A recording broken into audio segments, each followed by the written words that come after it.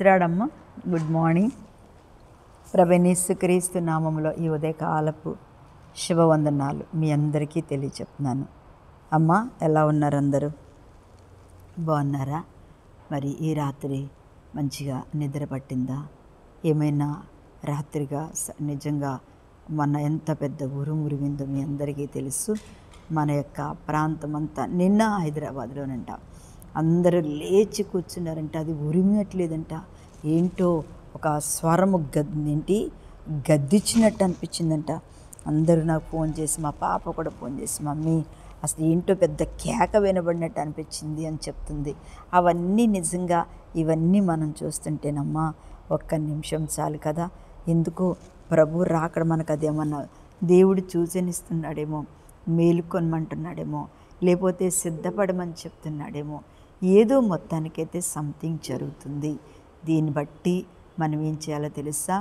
ఏ రాత్రైనా, ఏ పగలైనా, ఏ మధ్యాహ్నమైనా, ఏ సాయంకాలమైనా ఒకవేళ దేవుని రాకడ ప్రభు చిత్తమై మన మరణము గనక సంభవించినట్టయితే మనము ఏ క్షణముకు ఆ క్షణం మెలకుగా ఉండాలి. కానీ అంత త్వరగా ప్రభు వస్తారో లేదో తెలియదు. ఎందుకంటే ఇంకా మారాల్సిన వాళ్ళు చాలామంది ఉన్నారు, రక్షణ పొందవలసిన వాళ్ళు చాలామంది ఉన్నారు.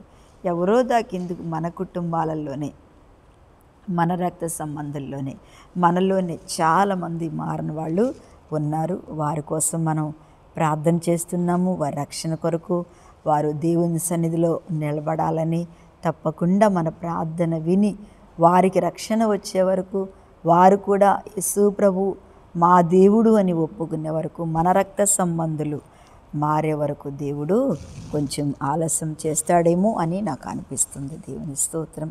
మన ప్రార్థన పట్టి దేవుడు ఆయన చిత్తం అంతే, మన చేతిలో ఏమీ లేదు. ఆయన చిత్తానుసారంగా ఆయన నడిపించుకుంటాడు, ఆయన చూసుకుంటాడు. కానీ మనం మాత్రం సిద్ధపడి రెడీగా ఉండాలి. వదిలిపెట్టబడితే మాత్రం మనకి నిజంగా మనల్ని ఎవ్వరు కూడా ఏమి చేయలేరు. అందుకనే ముందుగానే మనం సిద్ధపడి, ముందుగానే మనం ప్రిపేర్ అయ్యి ప్రభు రాజ్యంలోనికి మనందరము చేర్చబడదుముగాక. ఆమేన్. మంచిది. ఈరోజు దేవుని యొక్క వాగ్దానం యెషయా గ్రంథము 43వ అధ్యాయము 4వ వచనాన్ని చదువుతున్నాను.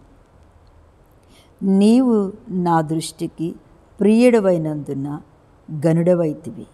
నేను నిన్ను ప్రేమించుచున్నాను గనుక నీకు ప్రతిగా మనుషులను అప్పగించుచున్నాను. ప్రాణమునకు ప్రతిగా జనములను అప్పగించుచున్నాను. భయపడకము, నేను నీకు తోడయ్యున్నాను అని చక్కటి వాగ్దానాన్ని ఈరోజు మనకి దేవుడు మాట్లాడుతున్నాడు. ఏంటంటే ఏం మాటలా? నీవు నా దృష్టికి, మనము దేవుని దృష్టికి, నీవు అంటే నీవు అను, నీవు నేను అందరము దేవుని దృష్టికంట మనము ప్రియమైనందున, దేవుని దృష్టికి మనం ప్రియులుగా ఎంచినందున, ప్రియమైన వారంగా ఉన్నందున, ప్రియమైనటువంటి కార్యములు మనం చేస్తూ ఉన్నందుకు దేవుడు ఏమంటాడంటే, నేను నిన్ను గనుడవైతివి. ఎవరైతే దేవుని దృష్టిలో ప్రియమైన వారిగా ఉంటారో, నా ప్రియుడా నీ ఆత్మ వర్ధిల్లుచున్న ప్రకారము నీవన్నీ విషయాల్లో వర్ధిల్లాలి అని, అలాగే యోహాను పత్రికలో చెప్పిన రీతిగా మనము దేవుని దృష్టి కంట ప్రియమైన వారంగా ఉంటే మాత్రం ఆ దేవుడు మనల్ని ఎప్పటికీ భూమి మీద ఘనమైన వారిగానే ఉంచుతాడంట.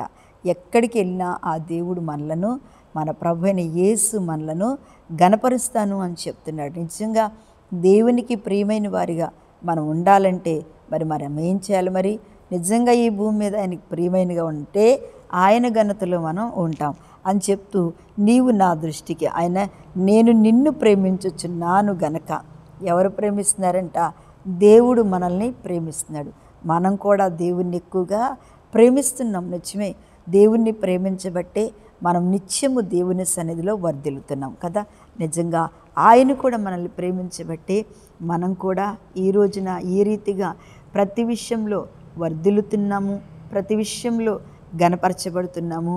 ప్రతి విషయంలో కూడా దేవుడు ఎక్కడికి వెళ్ళినా మన తలను దేవుడు పైకి ఎత్తబోతున్నాడు. ఎంత అద్భుతం అంటే నిజంగా మన ప్రార్థన చేసినప్పుడంట శాసనాలను మార్చేస్తాడు కదా. ఈ మాట చాలా అద్భుతమైన మాట. ఏదో చులకనగా మాట్లాడే మాట అయితే కాదు. ఎందుకంటే ఎంతోమందిని నేను వింటున్నాను.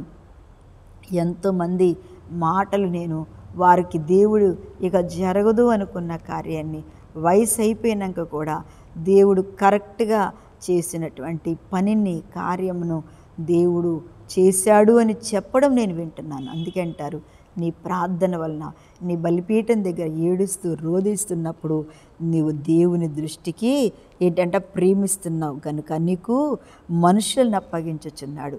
దేవుడు ఎవరిని అప్పగిస్తున్నాడంట చూడండి, మనుషులను అప్పగిస్తున్నాడు. ఇంకా ఎవరిని చెప్తున్నాడంట, అందరినీ దేవుడు నీకు అప్పగించుచున్నాడు. శత్రువుని అప్పగిస్తాడు, శోధకుడిని అప్పగిస్తాడు. ఆ తర్వాత నువ్వు జయం పొందలేని కార్యాలను కూడా ప్రభువు నీ చేతికి అప్పగిస్తాడు. ఆమేన్. అది గొప్ప కార్యం. దేవుడు గణపరిచే మనుషులు, దేవుడు గణపరిచే వారికి ఎలాంటి కార్యం అంటే, ప్రతిగా మనుషులను అప్పగించుచున్నాను, నీ ప్రాణమునకు ప్రతిగా జనములను అప్పగించుచున్నాను, భయపడకము, నేను నీకు తోడై ఉన్నాను. దేవుడు ఈరోజు వాక్యం వింటున్న మనందరము దేవునికి ప్రియమైన వారంగా ఉన్నామైతే ఈ భూమి మీద మనలను దేవుడు ఘనమైన వారిగా ఉంచుతాడు. ఆమేన్, హల్లెలూయా. రెండోది ఏంటి అంటే, ఆయన మనలను ప్రేమించుచున్నాడు గనక మనుషులను, ఏ మనిషి మన మీద వ్యతిరేకంగా ఉన్నారో ఆ మనుషులను దేవుడు మనకి అప్పగిస్తాడు. మూడోది ఏంటంటే, ఆయన నీ ప్రాణమునకు బదులుగా జనములు అప్పగిస్తూ అంటున్నాడు, భయపడకము, నేను నీకు తోడై ఉన్నాను. ఈ వాక్యం వింటున్న దేవుని బిడ్డలారా, ఎందులో భయపడుతున్నావో ఆ ఘనపరిచే దేవుని చేతిలో మనం ఉన్నాం. ఆ ఘనమైన దేవుని చేతుల్లో నీవు, నేను, నీ కుటుంబము దాచబడి ఉంది కాబట్టి మనము భయపడకుండా ధైర్యమే మన విశ్వాసం. ఏదొచ్చినా మనం దేవునిలో ధైర్యంగా ఉంటే కార్యం చేస్తాడు. కళ్ళు మూసుకోండి. మహాపరిశుద్ధుడైన తండ్రి, స్తోత్రములు నాయన. ఈ చిన్న వాక్యం విని ఈ రోజంతా ప్రతి ఒక్క బిడ్డకి తోడయ్యండి నాయన. మీరే ముందుకు నడిపించి సహాయం చేయమని యేసు నామమున అడుగుచున్న తండ్రి, ఆమేన్. ప్రైజ్ రాడమ్మ. దేవుడు మిమ్మల్ని దీవించును గాక.